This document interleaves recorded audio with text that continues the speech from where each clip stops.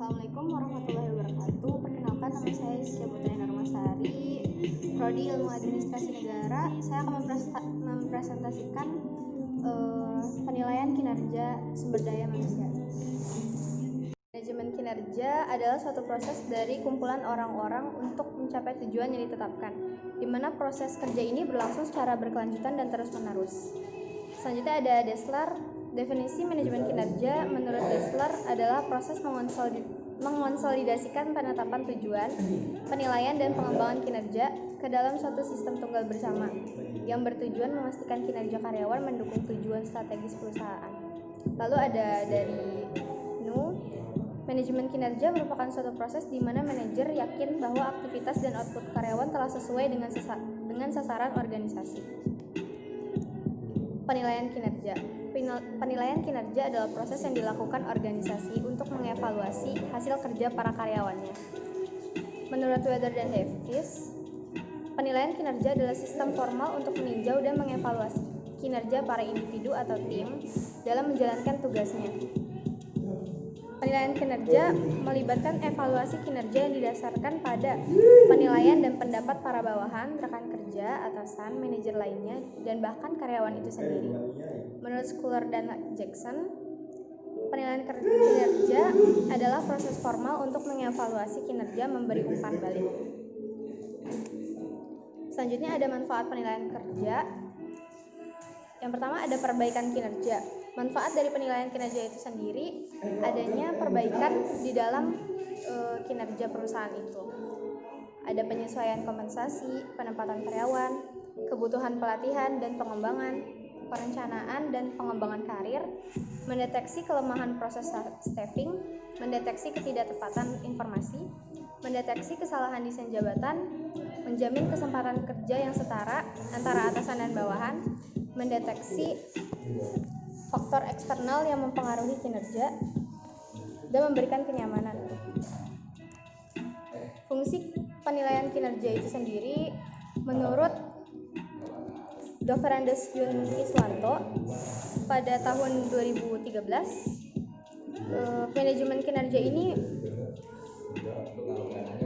dapat digunakan oleh supervisor untuk mengelola kinerja karyawannya, untuk memotivasi karyawan, untuk mengelola kinerja dan mencapai target sasarannya. Supervisor dapat menggunakan program kinerja untuk upah, pay for performance, seperti upah berdasarkan jasa, insentif, atau bonus.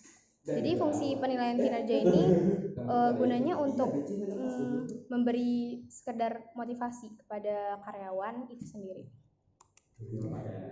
Selanjutnya ada analisis kebutuhan penilaian. Banyak dari perusahaan menggunakan data penilaian kinerja untuk menentukan kebutuhan pelatihan dan pengembangan karyawan. Riset dan evaluasi data penilaian kinerja dapat digunakan untuk menentukan apakah berbagai program sumber daya manusia itu efektif dan efisien. Selanjutnya ada faktor-faktor yang menghambat penilaian kinerja. Penilai sering tidak berhasil untuk meredam emosi dalam menilai prestasi kinerja karyawan. Dalam hal ini menyebabkan penilaian menjadi tidak akurat.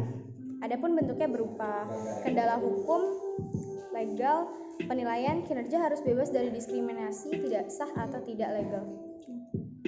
Bias oleh penilai. Setiap masalah didasarkan pada ukuran subjektif adalah peluang untuk menciptakan bias yang pada umumnya adalah halo effect, merupakan pendapat pribadi penilai mempengaruhi pengukuran kinerja baik dalam arti positif dan negatif. Kesalahan cenderung terpusat.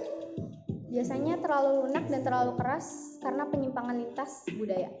Adanya prasangka pribadi dan pengaruh kesan terakhir. Selanjutnya ada syarat penilaian kinerja.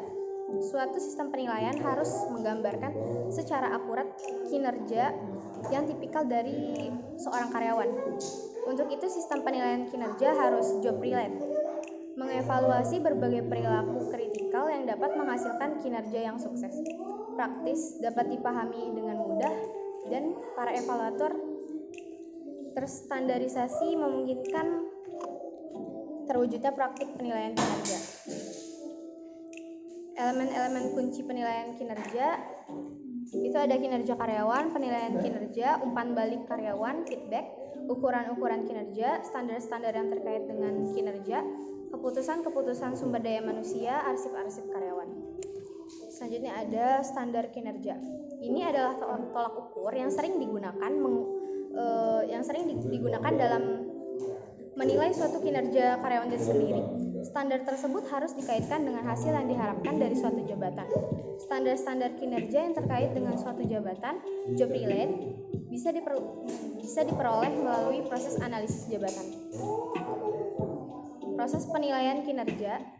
Yang pertama ada mengidentifikasi tujuan-tujuan spesifik penilaian kinerja.